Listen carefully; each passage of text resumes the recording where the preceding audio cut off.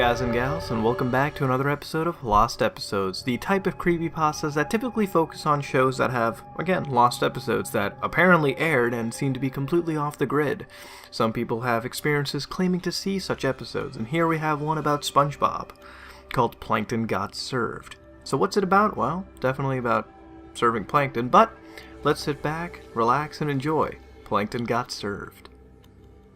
I'm sure many of you have heard of lost episode creepypastas. They're usually an incredibly graphic episode that conveys such fear for children that it was never aired, though someone managed to sneak a viewing or owns one of the tapes. The most popular example of this is Squidward's Suicide, in which Squidward, again, commits suicide, hence the title.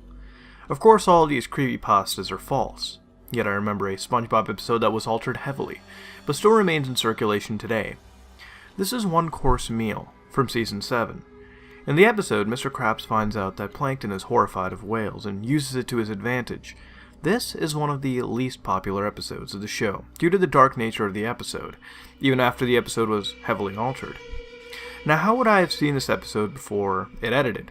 It's simple, really. This is one of those 7 SpongeBob episodes that was revealed on the internet before it aired on TV.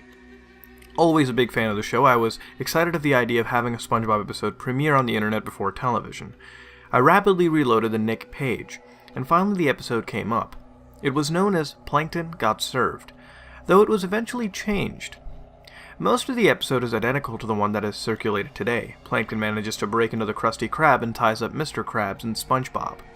As he is about to finally get the secret formula from SpongeBob, Mr. Krabs' daughter, Pearl, walks in. This terrifies Plankton and causes him to run out. Plankton later claims his ancestors were eaten by whales, and that's why he fears them so. Mr. Krabs realizes this fear that Plankton has and decides to use it against him. He dresses up as his daughter and begins to follow Plankton around, frightening him. Plankton decides he can no longer take it, and decides to make the ultimate decision. Plankton decides to commit suicide. Yes, this is still in the show today. If you're free to watch it. Plankton waits for the bus. As he lies in the street waiting to get run over, this is when SpongeBob comes over to try to convince him to continue his existence. This is where the alteration in the two versions begins. Plankton fails to heed SpongeBob's words and just remains there. In the altered version that was shown, SpongeBob tells Plankton that it was Mr. Krabs as Pearl the entire time, and he gets up. In the altered version, SpongeBob says the same things, but Plankton refuses to believe him. SpongeBob decides the only thing he can do is show him the truth, is to drag Mr. Krabs outside. Soon after, he leaves the typical red bus, comes speeding along. Plankton sits up and watches it hit him as everything fades to darkness. Plankton then finds himself standing on a single platform overlooking darkness. In the darkness, he sees whales, all looking up at him. There are members of his family he can faintly make out, calling for him to jump down. Plankton looks above and sees a light he can scarcely believe. This would seem to represent heaven and hell. Plankton, resigned to his fate, jumps and plunges down into the darkness, and this is where the episode ends, and the traditional credits for the show are shown, parallel to Plankton's descent into the darkness. Now, some of you may say you've seen the show as soon as it came online. Apparently not fast enough.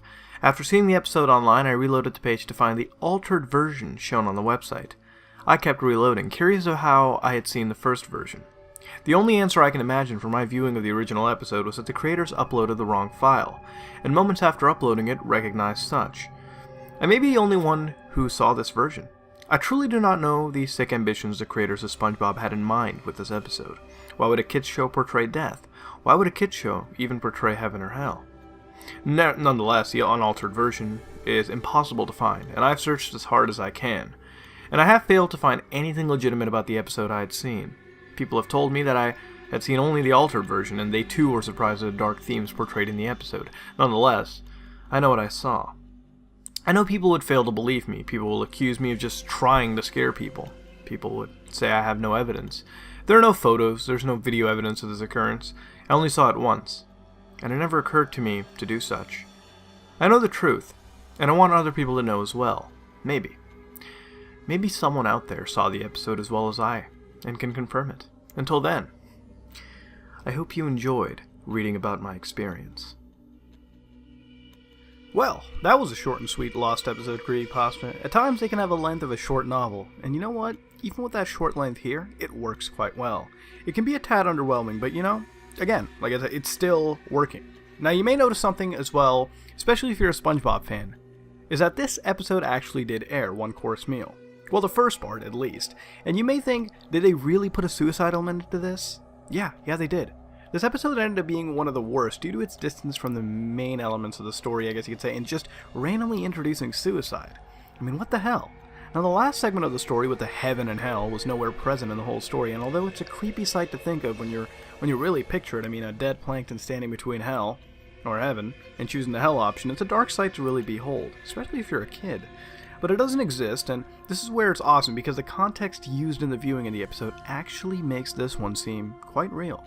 Now, episodes like this exist, and you know what, it may seem unreal at times, let's be fair, some people might assume that this never, goes into production well, or at least, it's not impossible, trust me, in the world of TV, but it is incredibly uncommon for it to happen, creating 2 different episodes, I guess you could say, final episodes with, like, voice acting and everything. It's not uncommon, but it is impossible, and, if this was, say, they went into it a little bit and you saw, like, test animations with some voiceovers, not even real voiceovers, it may have made a lot of sense, let's be fair here, because that does happen in the TV world quite often, way more than, one may think.